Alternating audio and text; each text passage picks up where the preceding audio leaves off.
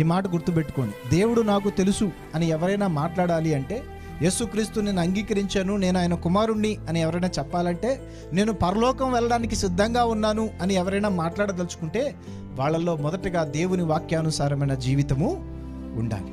ఒకవేళ లేకపోతే దేవుని వాక్యం అలాంటి వాళ్ళని అసహ్యులు, అపవిత్రమైన కార్యాలు చేసేవాళ్ళు, భ్రష్టులు, ప్రతి సత్కార్యానికి విరోధులు అని ఈ వాక్యం చెప్తుంది. భ్రష్టులు, అవిధేయులు అని ఎవరి గురించి అయితే మాట్లాడామో వాళ్ళు ఎలాగుంటారో కొన్ని విషయాలు చెప్తా మీకు అర్థం కావటం కోసం. చర్చికి వెళ్తున్నారు అనగానే వీళ్ళు విశ్వాసులు అని ఫిక్స్ అయిపోతారు అందరూ. తప్పు.